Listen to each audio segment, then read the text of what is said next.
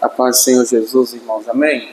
Nós vamos ler aqui, começar com Gênesis 6. Disse o Senhor: farei desaparecer da face da terra o homem que criei, o homem e o animal, os répteis e as aves dos céus, porque me arrependo de os haver feito.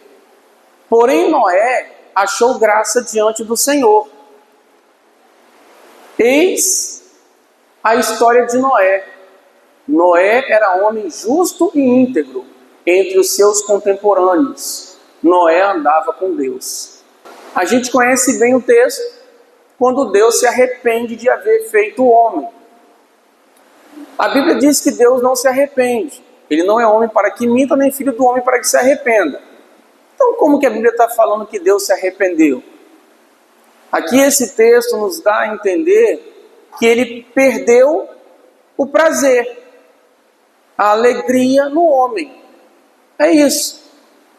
Deus ficou insatisfeito com o homem, se desagradou do homem. No entanto, Deus viu um diferencial em Noé. Ele sentiu algo por Noé diferente daquilo que ele sentiu em relação aos homens, aos demais homens, às outras pessoas. E como é isso? Será que Deus tem um sentimento diferente por algumas pessoas ou por certas pessoas? A Bíblia nos faz entender que sim, irmãos. Ele não é um Deus indiferente, não trata o ser humano como robôs. São bilhões de robôs. Não. Deus tem um relacionamento com as pessoas.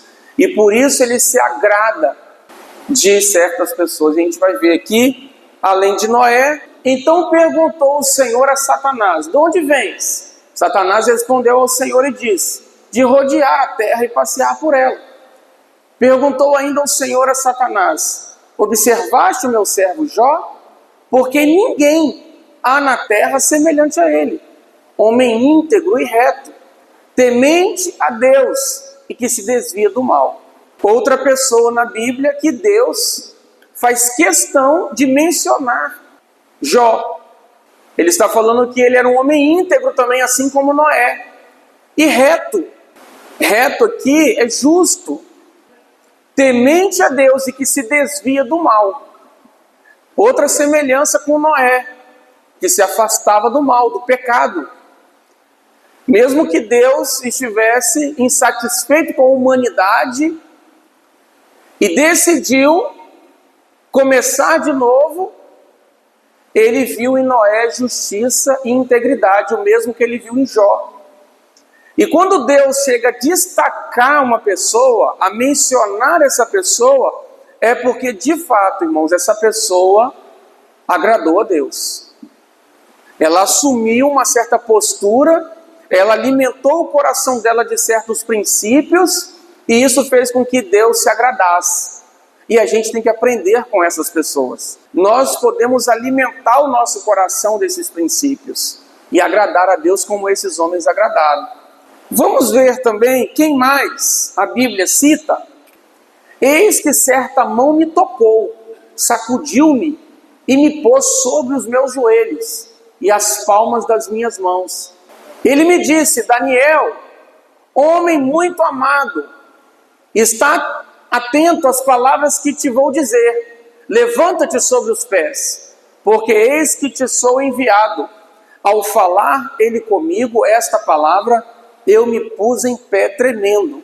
Um pouco mais à frente, o anjo do Senhor vai repetir: Daniel, és homem muito amado. Amado por quem? Pelo Criador, é claro, pelo céu.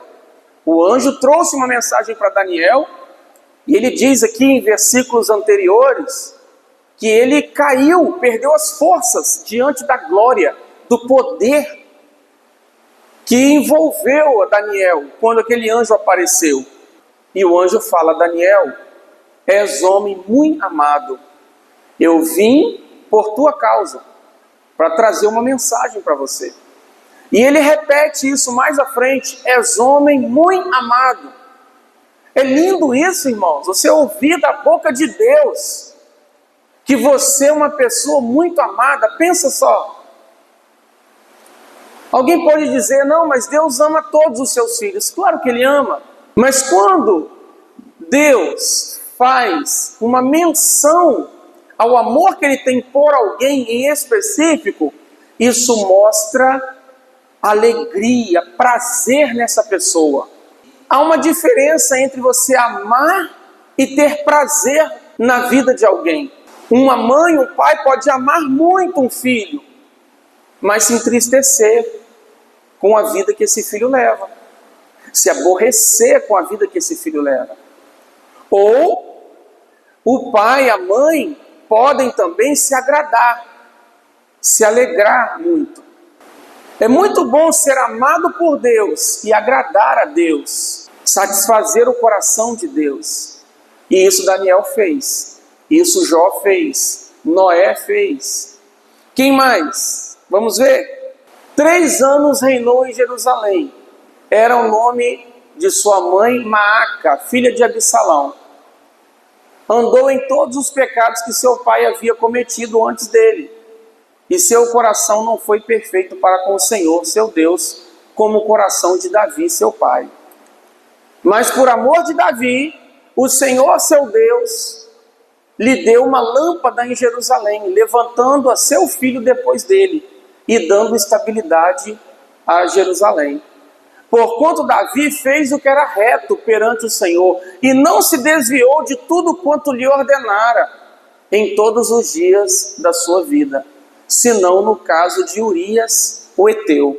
Nos livros de Reis e Crônicas, em alguns momentos, Deus dizendo que não iria fazer mal ao povo de Judá por conta da aliança e por amor a Davi.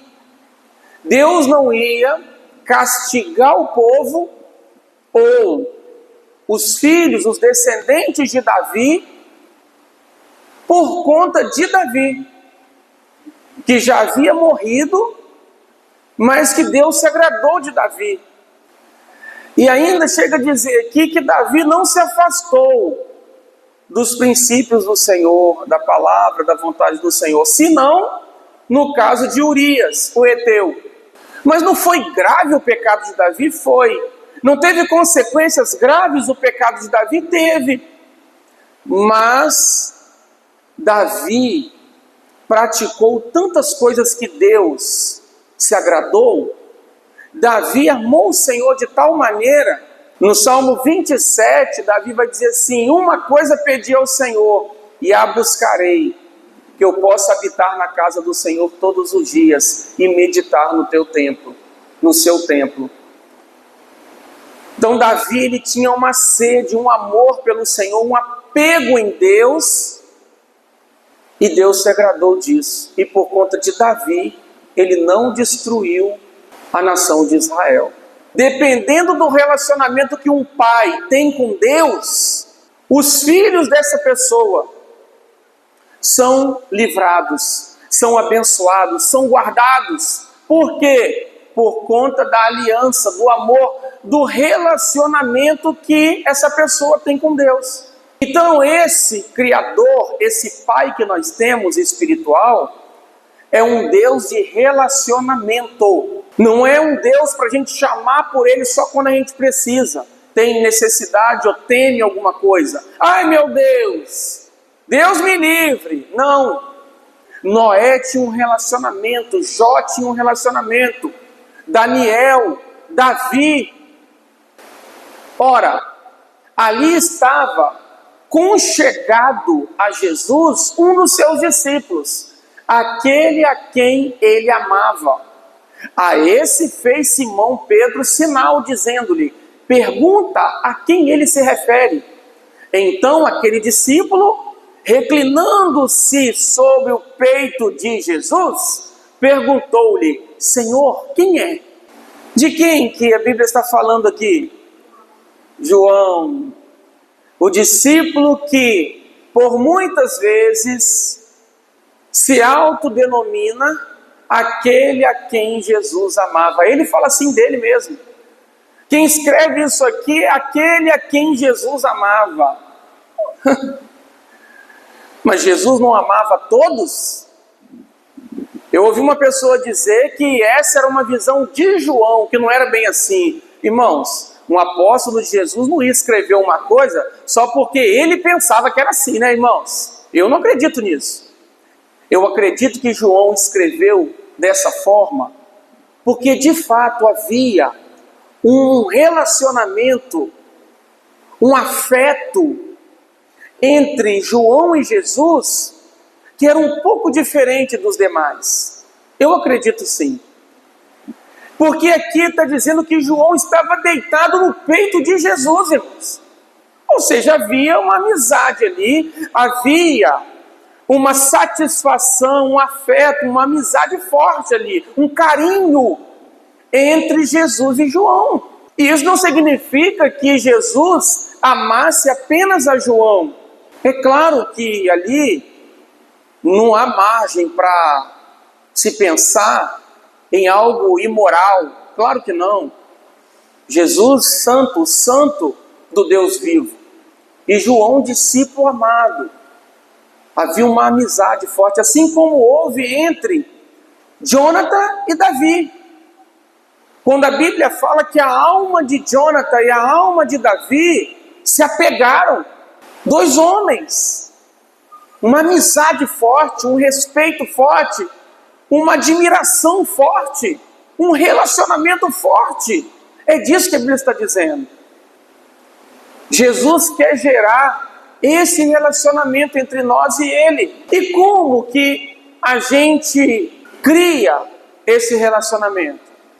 Abraão foi chamado. E por quê? Porque ele agiu. A fé dele foi acompanhada de obras, de ações, de atitudes, de obediência. Abraão decidiu obedecer e seguir, crer na promessa. Em Romanos 4, Paulo diz que Abraão não duvidou por incredulidade, não enfraquecendo na fé, mas ele se fortaleceu na fé, dando glória a Deus, estando certíssimo que aquele que havia prometido era poderoso para cumprir. E isso agradou a Deus, a fé de Abraão. Ele acreditou que Deus cumpriria aquilo que ele havia prometido, e por isso ele obedeceu. E então foi chamado de amigo de Deus. Vale a pena ser amigo de Deus? Você acredita que Deus, Ele guarda os seus amigos? Ele abençoa os seus amigos? Ele livra os seus amigos? Eu creio. E nós vamos ver isso aqui também. A gente vê em João 15, porque Jesus fala assim no verso 15: eu não vou chamar vocês mais de servos, mas de amigos, porque o servo não sabe o que faz o seu senhor, mas eu, tudo que tenho recebido de meu Pai, tenho-vos feito conhecer. Por isso eu chamo vocês agora de amigos, porque o amigo, ele está num nível maior que o servo. Deus não quer apenas servos, Deus quer amigos. Olha só, Abraão foi chamado de amigo, e Jesus aqui está dizendo que nós somos seus amigos. Por quê?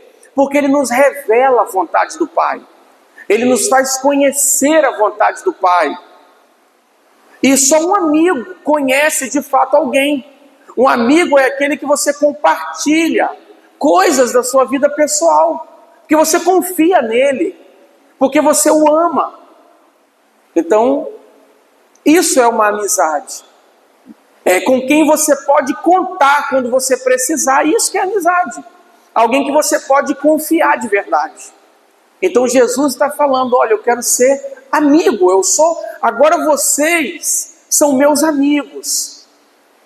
Só que tem algo, irmãos, no verso 14, que a gente não pode se esquecer, que diz assim: vós sois meus amigos, se fazeis o que eu vos mando. Isso mostra para nós que a amizade passa primeiro pela obediência. Não dá para ser amigo de Deus se não estamos dispostos a obedecer. Abraão foi chamado amigo de Deus porque obedeceu, creu e obedeceu. Aqui Jesus está dizendo que devemos fazer aquilo que Ele nos manda fazer, ter um relacionamento com Ele verdadeiro. Aquilo que é importante para Ele é importante para mim, aquilo que não é importante para Ele não é importante para mim. Aquilo que Ele reprova, eu reprovo. Aquilo que Ele aprova, eu aprovo. Aquilo que Ele ama, eu amo. Aquilo que Ele detesta, eu detesto. Hebreus 1:9. Porquanto amaste a justiça e odiaste a iniquidade, eu, o teu Deus, te ungi com óleo de alegria, mais que a teus companheiros. Porque amaste a justiça e odiaste a iniquidade. Alegria. E para isso precisamos conhecer a Deus, conhecer a palavra. O que a palavra diz que Deus detesta ou odeia? E o que a palavra diz que Ele ama? Eu amo. Porque eu faço essas coisas por amor, porque eu amo meu Deus. Não é por religiosidade apenas. Muitas pessoas querem fazer obras por religiosidade, não é isso. E aí no Salmo 91 diz assim: porque a mim se apegou com amor, eu o livrarei, pô-lo-ei a salvo, porque conhece o meu nome. Ele me invocará e eu lhe responderei. Na sua angústia eu estarei com ele. Livrá-lo-ei e o glorificarei. Saciá-lo-ei com longevidade e lhe mostrarei a minha salvação. A igreja tem perdido muito por achar que Deus não considera aquilo que nós praticamos, aquilo que nós pensamos, aquilo que nós sentimos, porque nós somos salvos pela graça. Então eu não preciso de obras mais. Porque Paulo diz que nós somos salvos para as obras. Isso está em Efésios capítulo 2. Nós não somos salvos pelas obras, mas fomos salvos para praticarmos boas obras. E aqui está dizendo que quando nós amamos o Senhor, nos apegamos a Ele com amor, Ele nos livra. Porque nós conhecemos o seu nome. Ele vai me invocar e eu vou ouvir. Vou livrá-lo e vou saciá-lo com longevidade. Então Deus está dizendo que esse relacionamento com Ele gera resultados na minha vida.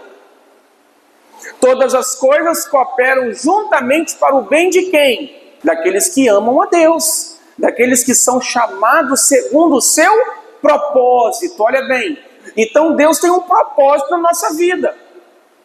E esses que vivem esse propósito, que amam a Deus, todas as coisas contribuem juntamente para o bem dessas pessoas. Existe uma consequência para esse apego, esse amor por Deus. Porque também nós vimos aqui, estávamos lendo, João 15, 14, 15, quando ele fala da amizade. E no verso 16, Jesus vai dizer assim: não foram vocês que me escolheram, mas eu escolhi vocês, para que vocês vão e deem fruto, e o vosso fruto permaneça, a fim de tudo quanto pedirem ao Pai em meu nome, Ele conceda a vocês. Então dar fruto gera o quê? Orações respondidas. Verso 16. Tudo está ligado, irmãos. A obediência a Deus, o amor por Deus, amar a Deus, obedecer a Deus e dar frutos e respostas nas orações. Tudo está ligado. Jesus nos diz em Marcos 11, 24: e quando vocês estiverem orando, se tem alguma coisa contra alguém, perdoem, para que também o vosso Pai que está nos céus perdoe as vossas ofensas. Então a oração está ligada ao perdão, a oração está ligada ao fruto, está tudo ligado. A gente não pode achar que podemos viver uma vida de qualquer maneira, desagradando a Deus, indiferentes ao propósito de Deus, ao plano de Deus para nós, não precisamos frutificar e está tudo bem. A oração que eu faço é a mesma que qualquer um faz. Não. Tiago está dizendo, a fé sem obras é morta. Assim como o corpo sem o espírito está morto, assim é a fé sem obras. Está morta. Vale a pena ser amigo de Deus. Justos todos nós somos em Cristo. Agora, praticar justiça, nem todo filho de Deus pratica. Por isso, em Apocalipse, Jesus diz, aquele que é justo, continue na prática da justiça. Assim como foi com Noé, foi livrado, ele e a família dele. Assim como foi com Daniel. Sabe o que Daniel responde para o rei? Quando o rei chega para ele e pergunta, Daniel, porventura o teu Deus tenha te livrado da boca dos leões, Daniel? Querendo que Daniel dissesse, sim, meu rei, estou aqui. Porque a Bíblia fala que o rei, ele não dormiu, não comeu, por conta de Daniel, porque ele amava Daniel. E Daniel responde, salve o rei, porque o meu Deus me livrou da boca dos leões. Porque eu não pequei contra ele, meu rei, e nem contra ti. O Senhor se agradou de mim, porque ele não viu culpa em mim. Por isso ele me livrou da boca dos leões. Leia na sua Bíblia. Então, irmãos, da mesma maneira, Deus deu a Jó o dobro de tudo que ele possuía. A Bíblia fala que não havia mulheres tão belas como as filhas de Jó, as filhas que nasceram depois de toda aquela tribulação que ele passou. E ele viu os filhos de seus filhos até a 4ª geração. Depois da tribulação, irmãos. E por que tudo isso? Porque Jó era um homem justo e íntegro. Então vale a pena, irmãos. Vale a pena servir ao Senhor. Crente que acha que é a mesma coisa, servir, não servir, obedecer, não obedecer, ser fiel ou não ser fiel, está enganado. E é por isso que desmotiva.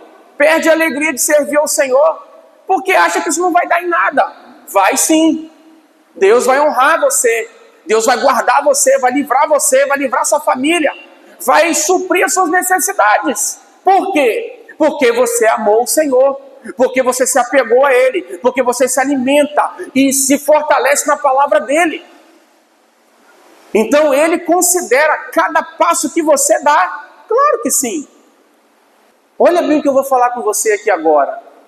Muito sério isso, irmãos, que eu vou falar agora. E as pessoas têm que entender isso de verdade, de coração. Quando você cuida das coisas do Senhor e dos projetos que Ele tem na sua vida, na sua família, no seu trabalho, na sua igreja, tudo isso é projeto de Deus. Você tem que cuidar dessas coisas do jeito que Deus quer que você cuide. Quando você cuida daquilo que pertence ao Senhor, Deus cuida da sua vida. Deus cuida da sua família, Ele cuida das suas finanças, Ele cuida da sua saúde, porque Davi disse, Ele perdoa todas as minhas iniquidades, e é Ele quem sara todas as minhas enfermidades. Ele enche a minha velhice de bens, e renova a minha mocidade como a da águia. A gente precisa crer nesse Deus como um Deus presente, porque se for para crer num Deus que está anos-luz de distância, indiferente à minha vida, então que pai é esse? Porque senão ele não se chamaria pai, ele se chamaria só de Deus, de Criador, de Soberano, de Senhor, mas não, ele disse que é o seu pai, E aí não tem conversa. Não vem me falar que pai é a mesma coisa que Senhor, que pai é a mesma coisa que Criador, que pai é a mesma coisa que soberano. Não é. Pai é diferente. Pai envolve cuidado, amor. Isso é ser pai. Você tem um pai. Você não tem só um Criador, um Senhor. Não. E essa é a verdade mais difícil dos filhos de Deus crerem e entenderem. As pessoas creem muito fácil que Deus é Senhor, que Deus é Criador, que Deus é soberano. E tem que crer mesmo, tem que temer, porque Ele é. Ele é um justo juiz. Mas você tem que crer também que Ele é Pai. E entender o que é ser pai. Porque não basta só chamar Deus de Pai. Não basta, tem que entender o que é ser pai, irmãos. Então você precisa saber que amor é esse que Deus tem por você. Porque as suas orações serão orações diferentes. Você vai orar diferente quando você entender isso.